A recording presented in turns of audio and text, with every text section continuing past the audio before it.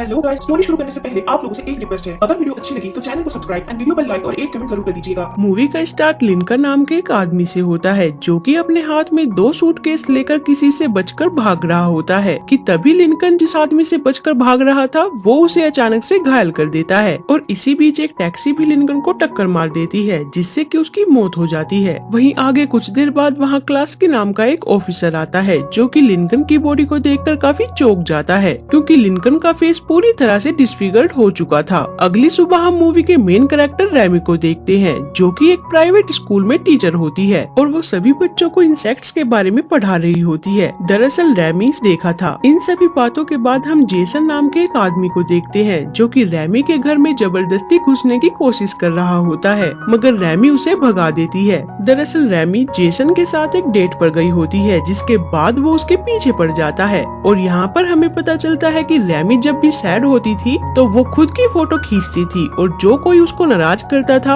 वो उसका नाम फोटो पर लिखकर उसे दीवार पर लगा देती थी। जिसके बाद रैमी फिलिप नाम के एक आदमी के साथ डेट पर जाती है और डेट खत्म होने के बाद वो अपने घर की तरफ लौट जाती है मगर रैमी के जाते ही कोई फिलिप को भी मार देता है। वहीं आगे अब क्लास की रैमी से कुछ पूछताछ कर रहा होता है जिसके दरमियान हमें पता चलता है कि लिंकन कीड़ों की तस्करी करता था और इसी वजह से रैमी लिंकन को पसंद नहीं करती थी। और ये बात जब क्लास की सुनता है तो वो रैमी पर शक करने लगता है और सोचता है कि शायद उसी ने ही लिंकन को मारा है। फिर पूछताछ करने के बाद क्लास की वहाँ से जा रहा होता है कि तभी उसे रास्ते में जेसन की डेड बॉडी दिखाई देती है जिसे देखकर क्लास की काफी हैरान हो जाता है क्योंकि जेसन का चेहरा भी लिंकन के चेहरे की तरह पूरी तरह से डिस्फिगर्ड हो चुका था। अगले दिन हम रैमी और उसके एक स्टूडेंट साल को एक साथ देखते हैं। दरअसल स्कूल की छुट्टी हो चुकी थी लेकिन साल की आंट उसे लेने नहीं आती जिसकी वजह से रैमी उसके साथ उसकी आंट का इंतजार करती है। दूसरी तरफ क्लास की अब रैमी के घर जाता है मगर उसे वहाँ रैमी नहीं दिखती क्योंकि रैमी तो अपने स्टूडेंट के साथ होती है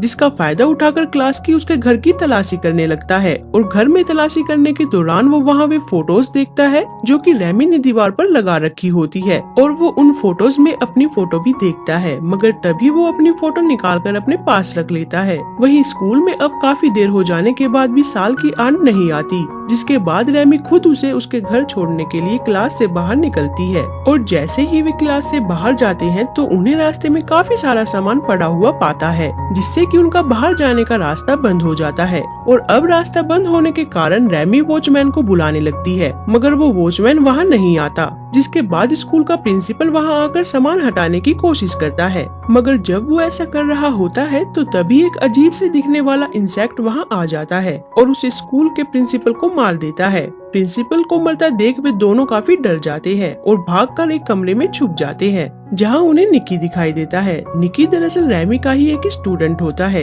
जिसने स्कूल छोड़ दिया था और वो अपने डैड के डर से उस कमरे में रहता था। यहाँ पर हमें पता चलता है कि वो इंसेक्ट जिसने कि उस प्रिंसिपल को मारा था वो कोई आम इंसेक्ट नहीं बल्कि वही जूडस इंसेक्ट होता है जो कि अब और भी विकसित हो चुका है और साथ ही साथ वो स्कूल अब उस जूडस का घर बन चुका है। वहीं रैमी को अब खिड़की से उसकी आहट सुनाई देती है और इसी बीच वो उसकी एक फोटो खींच लेती है कि तभी जूडस अंदर आने की कोशिश करता है मगर वे तीनों उस कमरे से भागकर दूसरे कमरे में छिप जाते हैं। अब जूडस की फोटो देखकर रैमी काफी हैरान हो जाती है क्योंकि उसका चेहरा स्कूल के वॉचमैन से हूबहू मिल रहा होता है। इससे वो समझ जाती है कि जूडस अब लगभग इंसानों की पूरी तरह नकल करने जितना विकसित हो चुका है। और यहाँ पर हमें ये भी पता चलता है कि मिमिक के फर्स्ट पार्ट में पीटर ने लोहे की रोड से जब ब्लास्ट किया था तो तब उस ब्लास्ट में कुछ जूडस बच गए थे जो कि अब उस स्कूल में रह रहे होते हैं। वहीं इसी बीच निकी को वहाँ लिंकन का एक सूटकेस मिलता है जिसके खुलने के बाद काफी सारे बेबी जूडस उसमें से बाहर निकलते हैं और उन तीनों पर हमला कर देते हैं मगर जैसे तैसे वे तीनों उनसे पीछा छुड़ा ही लेते हैं। जिसके बाद रैमी उन्हें और भी कई बातें बताती है जैसे कि जूडस फोटोटैक्टिक होते हैं यानी कि ये रोशनी से दूर भागते हैं। दूसरी तरफ क्लास की भी इन्वेस्टिगेशन करते करते स्कूल के पास पहुंच जाता है कि तभी उसे रैमी की साइकिल दिखाई देती है जिसे देखकर वो स्कूल के अंदर चला जाता है। आगे अब वे तीनों स्कूल से बाहर निकल रहे होते हैं मगर तभी जूडस उनके पीछे आ जाता है जिसके बाद निकी और साल वहाँ से भाग जाते हैं मगर रैमी वहीं फंस जाती है और तभी जूडस उसके पास आता है लेकिन उसे कोई नुकसान पहुँचाने की बजाय वो उसे एक पिज्जा स्लाइस देता है जिसे देखकर रैमी काफी कंफ्यूज हो जाती है मगर तभी क्लास की वहाँ आकर जूडस पर शूट करने लगता है और उसे घायल कर देता है। इन सब के बाद वे सभी लोग वहाँ से भागकर प्रिंसिपल रूम में पहुँच जाते हैं, जहाँ पहुँचकर रेमी वहाँ मौजूद लैंप्स को ऑन करके दरवाजे के सामने रख देती है ताकि रोशनी से जूडस अंदर न घुस पाए। और साथ ही रेमी सीडीसी ऑफिसर्स को भी कॉल करके बुलाती है, जिसके कुछ ही देर बाद वे ऑफिसर्स अपनी पूरी टीम के साथ स्कूल पहुंच जाते हैं। इसी बीच रेमी बताती है कि जूडस उसकी स्मेल को फॉलो कर रहा है,